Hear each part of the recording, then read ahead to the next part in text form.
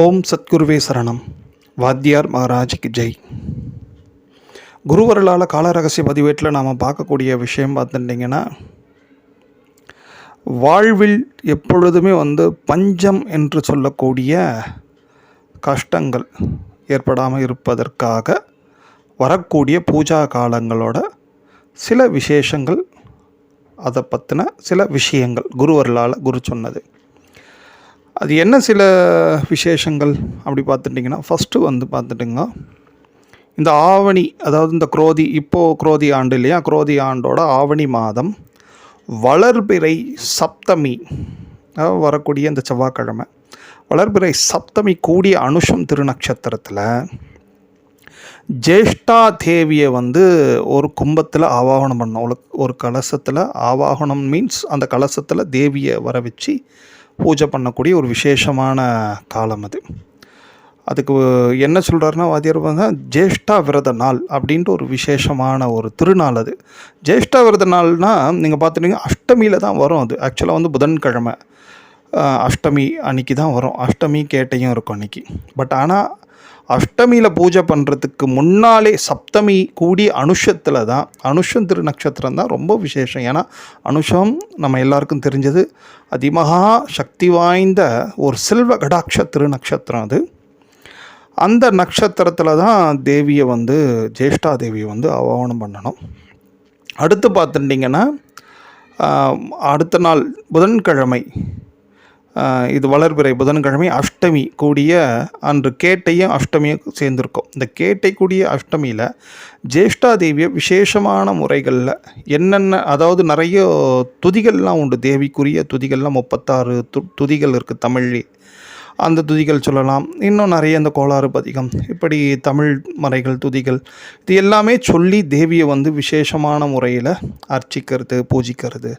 குறிப்பாக வாழை சம்பந்தப்பட்ட உணவுகளை வைக்கிறது, அண்டு வாழை மடல், வாழை குலை, அந்த மாதிரி ஏதேனும் வாழை ரிலிவெண்ட்டாக தாய்க்கு வச்சு பூஜை பண்ணுறதுலாம் ரொம்ப ஒரு விசேஷமான அனுகிரகத்தை பெறலாம்.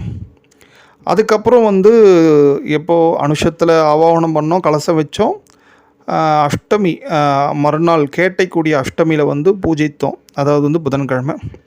அதுக்கு அடுத்த நாள் நவமி கூடிய மூலம் அன்று அந்த தீர்த்தத்தை அப்படியே, அந்த கலசத்தில் இருக்கக்கூடிய தீர்த்தத்தை பத்திரமாக கீழே எங்கேயும் சிந்தாமல் பத்திரமாக அப்படியே எடுத்துகிட்டு போய் அங்கே அவங்கவுங்க ஊருக்கு அருகாமையில் இருக்கக்கூடிய நீர்நிலைகள், குறிப்பாக கடல் இருக்கும் பட்சத்தில் ரொம்ப விசேஷம், இல்லைன்னா நீர்நிலைகள்லையாவது அந்த தீர்த்தத்தை அப்படியே அந்த நீர்நிலைகளில் சேர்த்துட்டு, கடல்களில் சேர்த்துட்டு, ஒரு தீர்த்தவாரி மாதிரி நம்ம அந்த கடல் தீர்த்தத்தை எடுத்து தெளிச்சிக்கிறது, இல்லை அந்த நீர்நிலை தீர்த்தத்தை எடுத்து தெளிச்சிக்கிறது. இது என்ன விஷயம் பார்த்துட்டிங்கன்னா, ஆதிகாலம் மீன்ஸ் நம்ம ராஜாக்கள்லாம் இருந்திருக்காங்க இல்லையா, அவங்க நாட்டுக்கு பஞ்சம் ஏற்படாமல் இருப்பதற்காக இப்படி ஒரு விசேஷமான ஜேஷ்டா விரதம் இந்த காலங்களில் முறையாக அவங்க பெரிய விழா மாதிரியே எடுத்து பண்ணிட்டு அவங்க நாட்டுக்கு, ஒவ்வொருவோட ராஜாக்களோட நாட்டுக்களுக்கும் அந்த தேசத்துக்கு பஞ்சம் வராமல் இருக்கிறதுக்கு அந்த ராஜாக்களே இந்த மாதிரியான விசேஷமான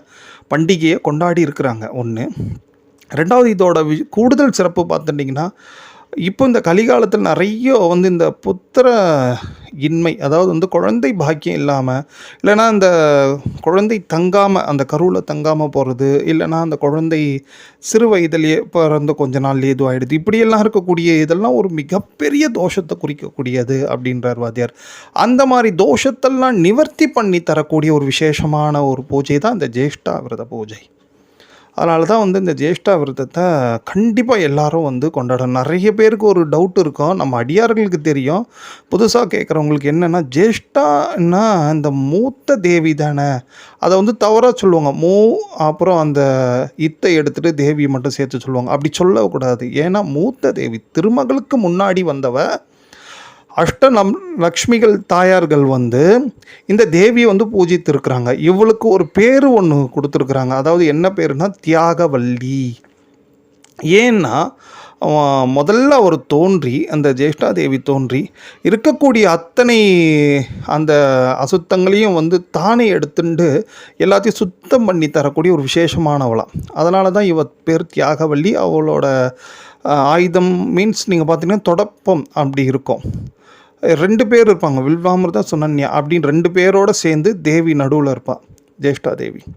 அப்படி ஒரு 3 தேவி இருக்கும். நடுவுல இருக்க தேவியை வந்து விசேஷமான தன்மையில ரொம்ப பெரிய வகையில அனுக்கிரகம் பண்ணக்கூடிய ஒரு பொதுவான நியதி ஒண்ணு உண்டு. அதனால் இந்த ஜேஷ்டாதேவி வழிபாடுன்றது வந்து நாம் ஏதேனும் தவறாக நினச்சிக்கூடாது.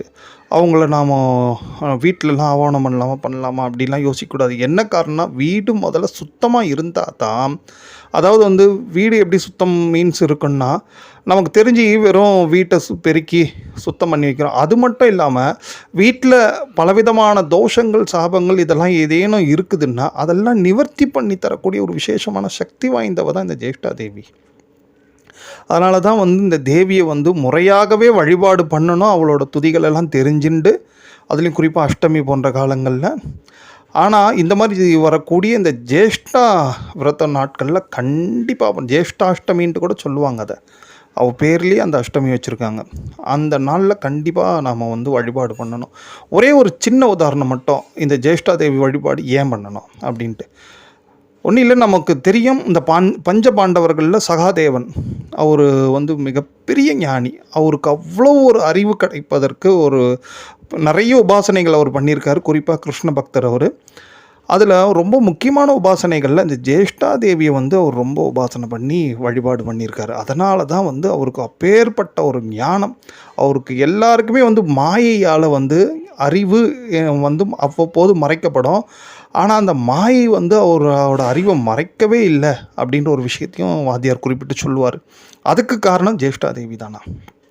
ஸோ அப்போ இந்த தேவியை வழிபாடு பண்ணால் எந்த வகையிலும் வந்து நமக்கு அறியாமை என்ற வந்து ஒரு மாயை, அறிவு தரித்திரம்னு சொல்லுவாங்க, அது ஏற்படவே ஏற்படாதான். அறிவு தரித்திரம் இல்லைனாலும் எல்லாத்தையும் நம்ம பெற்றுக்கலாங்க. எதை எப்போ செய்யணும், எந்த காலத்தில் எப்படி செய்யணும்னு தெரிஞ்சிடும். அதை அப்போ செஞ்சு அதை அழகாக பெற்றுக்கொள்ளலாம். அது மட்டும் இல்லாமல் ஒரே ஒரு சின்ன விஷயம் மட்டும் இன்னொன்றையும் வாத்தியார் சொல்லுவார். கோமகள்ன்ட்டு இவளுக்கு இன்னொரு விசேஷமான திருநாமம் உண்டு.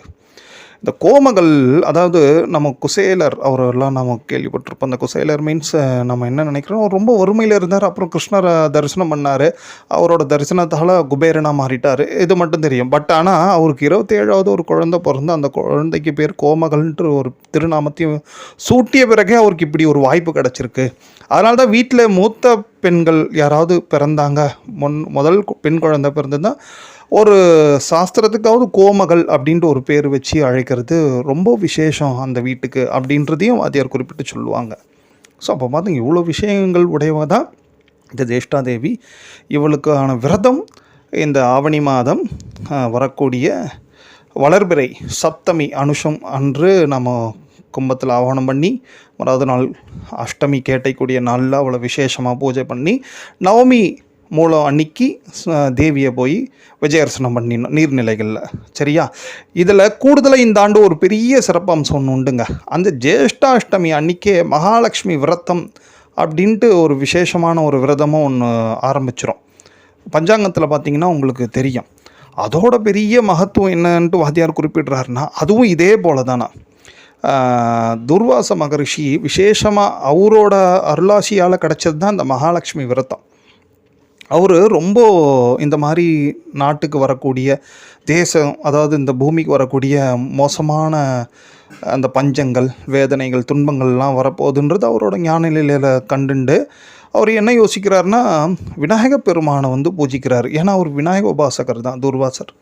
அப்போ அவருக்கு விநாயகர் வந்து பிரதட்சணமாக காட்சி தராரு. அவர் யார் பார்த்தா செல்வ கணபதி தான் வந்து காட்சி தந்து அவர் உபதேசம் பண்ண ஒரு விசேஷமான ஒரு விரதம் தான் மகாலட்சுமி விரதம். அது எப்படி பார்த்தீங்கன்னா, அன்றைக்கி அந்த ஜேஷ்டாதேவி பூஜை பண்ணிவிட்டு அன்னிலேருந்தே நாம் மகாலட்சுமி விரதத்தை தொடங்கிட்டோம் வச்சிங்களேன். அதுலேருந்து 2 வாரத்துக்கு தொடர்ந்து அந்த மகாலட்சுமி விரத காலமாக இருக்கும். 2 வாரம் அந்த அஷ்டமியிலேருந்து அப்படியே தொடர்ந்து 2 வாரம் கரெக்டாக நீங்கள் மனசில் வச்சுக்கோங்க. பஞ்சாங்கம் இருந்ததுன்னா பஞ்சாங்கத்தில் பார்த்தீங்கன்னா மகாலட்சுமி விரத ஆரம்பம் அண்டு முடிவுண்டு போட்டிருப்பாங்க. அதையும் நீங்கள் பார்த்துங்க. இதில் இந்த மகாலட்சுமி விரதத்துக்கு முன்னாடியே இப்படி இந்த ஆண்டு இந்த மாதிரி இந்த ஜேஷ்டா விரதத்தையும் நம்ம மேற்கொள்கிறோம் வச்சிங்களேன். முதல்ல நம்ம இல்லத்தில் இருக்கக்கூடிய தோஷங்கள், அந்த பஞ்சத்துக்கு காரணமான விஷயங்கள் எல்லாம் வெளியே தள்ளி சாஸ்வதமான ஐஸ்வர்யங்களை தங்குவதற்கு இந்த மகாலட்சுமி விரதத்தை நாம் மேற்கொண்டோம் அப்படின்ட்டு வச்சுங்களேன். அதுக்கப்புறம் நமக்கு என்ன தேவைப்படும் நல்லா பார்த்துங்கோ. ஸோ அந்த மாதிரி ஒரு விஷயம், அந்த மகாலட்சுமி விரதத்துக்கு நிறைய டீட்டெயில்ஸ் உண்டு. அது முடிஞ்சால் குருவர்கள் அப்புறம் உங்களுக்கு ஞாபகப்படுத்துகிறோம். என்னென்னா ஒரு சின்ன விஷயங்கள் அந்த 2 வாரமும் தொடர்ந்து வந்து நித்தியபடி டெய்லி மகாலட்சுமிக்கு அஷ்டோத்திரம் சொல்கிறது, அண்டு டெய்லி பசு தரிசனம், அரசமர விருட்சம் வளம் அண்டு பூஜைகள், அண்டு டெய்லி தாயார் மேக்ஸிமம் பெண்களாக இருந்தால் ஒரு சில நாட்கள் விதிவிலக்கு தவிர்த்து மற்ற நாட்களில் தாயாரை தரிசனம் பண்ணுறது, இந்த பூஜைகள் எல்லாம் தொடர்ந்து பண்ணுறது. இப்படி பண்ணிட்டு இருக்கிறச்சே நிச்சயமாக தாயோட மிகப்பெரிய கருணைக்கு பாத்திரமாகி எவ்வகையான பஞ்சமும் நம் வாழ்வில் அண்டாமல் இருப்பதற்கு ஒரு பேருதவியாக இந்த விரதங்களும் இந்த பூஜைகளும் இருக்கும் அப்படின்ற ஒரு விஷயத்தை நமக்கு சத்குரு வாத்தியார் சுவாமிகள் வெங்கட்ராம சுவாமிகள் அருளி இருக்கிறாங்க. அதை நம்ம எல்லாரும் பயன்படுத்திக்குவோம் குருவர்களால். ஓம்